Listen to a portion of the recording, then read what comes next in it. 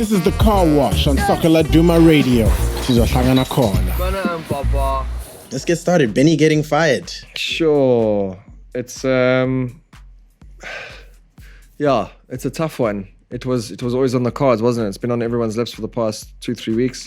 We've seen how he's been acting on the bench. He hasn't been himself. But I didn't see it happening the way it happened. 12 o'clock at night. Come on, bro. I mean, what's going on here?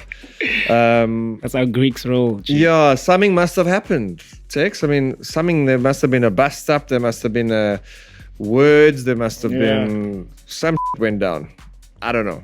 I don't have full information, but honestly, I think the coach actually had a conversation with the chairman, and probably maybe they came to that decision and its own. What was weird was, why did they post at 12 midnight? It was that sort of sounds like it's a one-way decision, if you think about it. But it was weird. But in a bigger scale of things, I think Benny was. It's unfortunate how the season went for him, but at the end of the day, it's business as well, And if Benny was in a different team with the results that he got, the chances are he could have been fired very earlier, And yeah, man, it's one of those things where the chairman decided that he needs somebody that is new into the team that can take the team forward, and just that I haven't had actually a conversation with the chairman based on that. So I knew also in Monday morning when I was trying to fly into Cape Town that look at my Instagram in the morning, I'm tagged there, the new coach. Now people are actually thinking that's going to be me. And I'm not even... What? Yeah. No way. I promise you. Head coach Teko. Wow.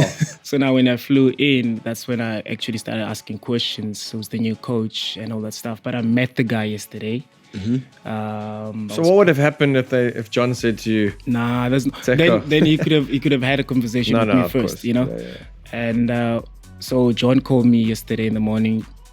I was just chilling there in my own place, and then he said, "Come to the office, come meet the coach." So I'm there with John and Michelle meeting the coach. So me being a player that has been coached by so many coaches, the first thing I want to see or when I hear from the coach is his philosophy of playing. And then from the first minute that I met him, his football brains is amazing.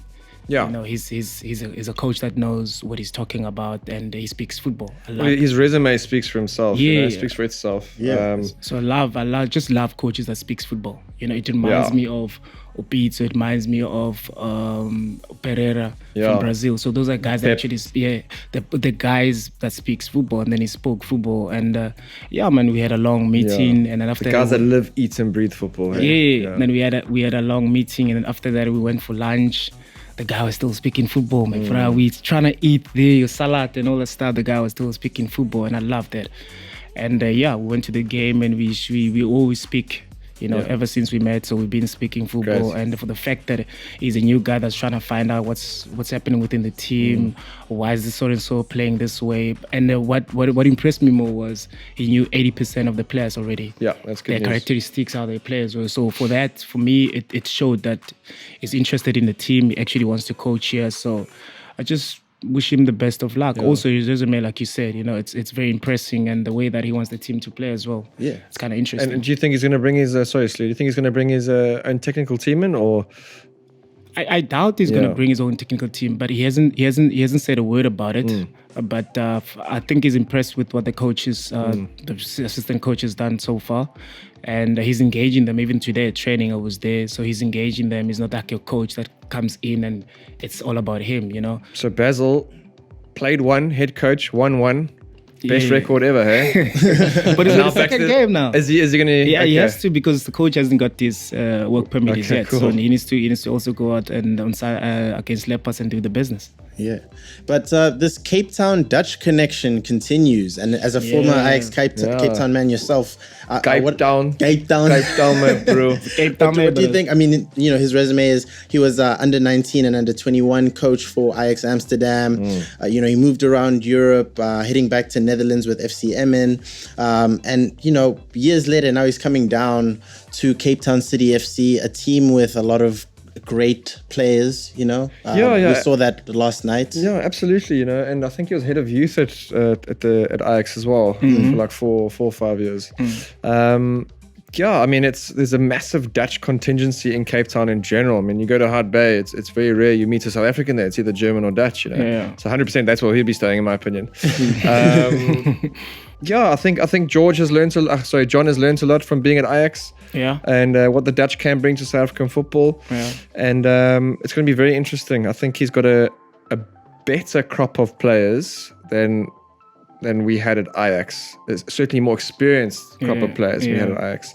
So that will be interesting to see if he could sort of convert the way players already play. You know what I mean? It's going to be hard to sort of change out Kermit players or Ntembu players, that sort of thing. So how he manages that will be very interesting. Yeah, sure. And then, you know, looking at Coach Benni, he has ambitions to go over to Europe.